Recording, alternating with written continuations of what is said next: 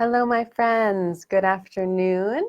I am with you today at a special time because I will be in Upper Saddle River School District later today. So I'm not at my usual time, but we're going to be flexible on this one. So I hope you had a great first week of January of practicing with changing your relationship to your phone. If you're not in our Facebook group, that is just a temporary group that we are holding for January, we've got about 95 members in there. And some of the things that we've been discussing that I wanted to update you on is I posted about what did you get a chance to experience because you weren't on your phone. And here are some of the moments of people's lives that they connected to. Dancing around with my daughter. Seeing how much grit my 5-year-old son has while building with Legos. Seeing that my baby does not appreciate when I'm on my phone when I'm around her. 30 uninterrupted moments of working out. Helping my daughter fill out her own calendar and get organized. Reading part of a book. So lots of moments of people's lives are being lived because they're starting to change their relationship with their device. Now, if you're feeling like maybe you have felt you're not doing such a great job, or you haven't had a chance to really look at this or change your relationship, or you didn't experience one of these moments, please be gentle with yourself. This is a process. The learning is not linear. So if you feel like, oh gosh, this is something I really need to work on, no worries. We're here to support you. Jump in the Facebook group. It's called Put Down Your Phone and Connect with Your Life. All right. So today I want to talk about some changes that you can make to your actual device. Last week we were talking about raising your awareness around your habits, learning about how many times you're on your phone, how many times you're picking it up, and how you feel when you do pick up that phone. So I noticed, and I kind of went into the group and said that I noticed that when my phone starts to ping and make noises that I feel a little bit anxious. And other people also agreed that they were noticing some anxiety.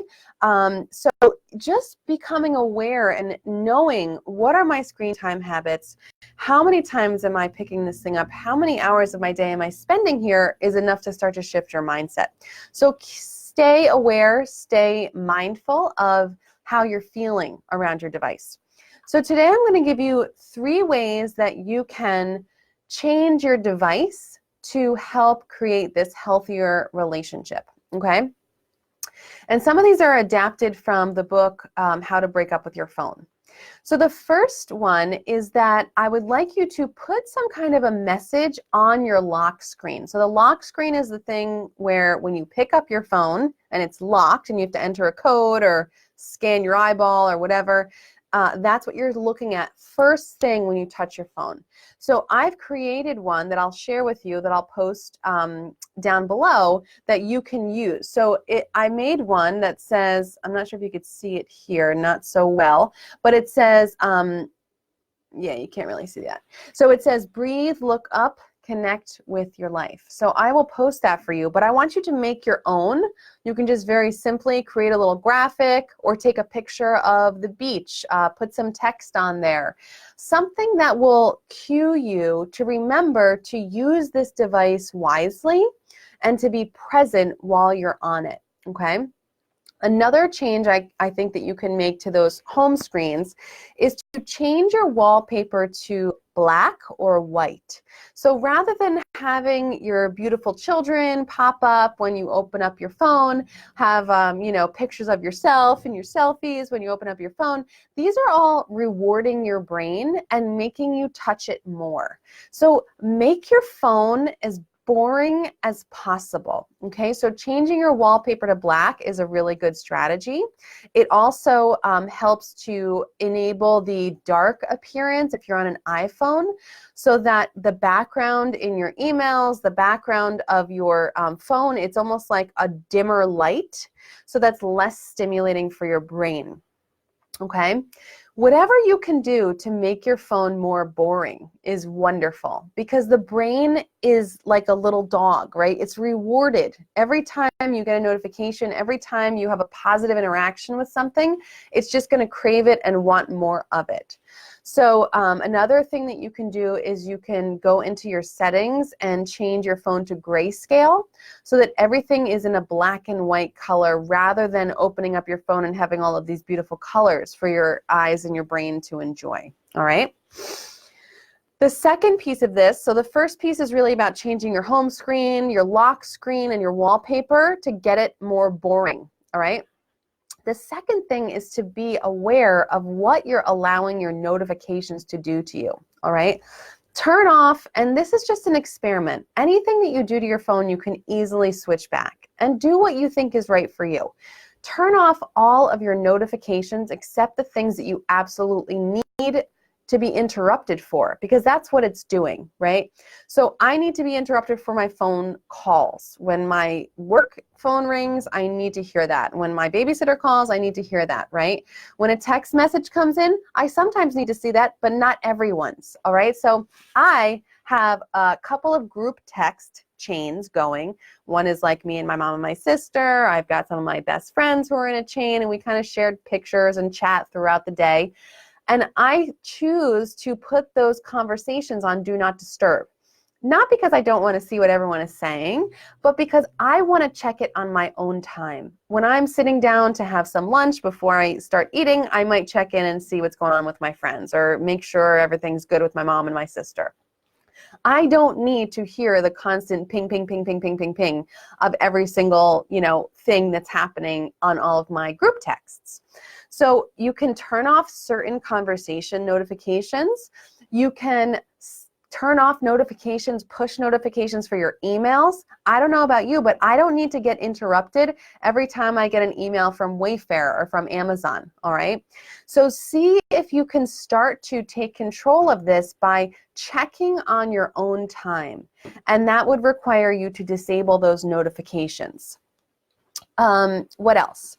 The third thing, which I really love, and I did take part of this from that text that I was recommending, is to organize your apps on your phone to set you up for success. So on your home screen, you can choose only apps that are going to help you have a healthier relationship with your phone. So I just spent a little bit of time today reorganizing my apps. So on my home screen, you can just see there's barely anything on my home screen, my first screen there, and you're seeing a reflection, so sorry about that.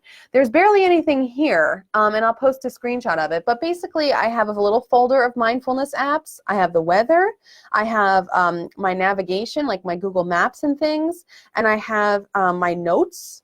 So very few things are now living on my home screen, and the apps that I might kind of go into are things that are positive for my health, like my workout apps or my, my mindful moments that I have in here. Then on the next page, and we only want to have 2 pages. I know the iPhone, you can have like 1 billion screens, not necessary. On the second page, you want to just categorize and put everything into folders. So I have a folder of apps that I use for banking, a folder of apps that I use for social media, a folder of apps that I use for watching movies or my photos, things like that. So there are multiple steps that I must take if I want to get into Facebook or if I want to get into Instagram.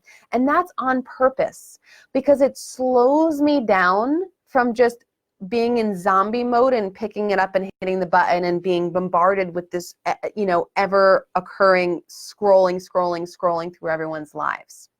So step number 1 of changing your phone is to change your lock screen and your wallpaper and maybe play around with going into grayscale or a dark appearance. Step number 2 is to turn off notifications and silence those conversations that you do not need to be interrupted for.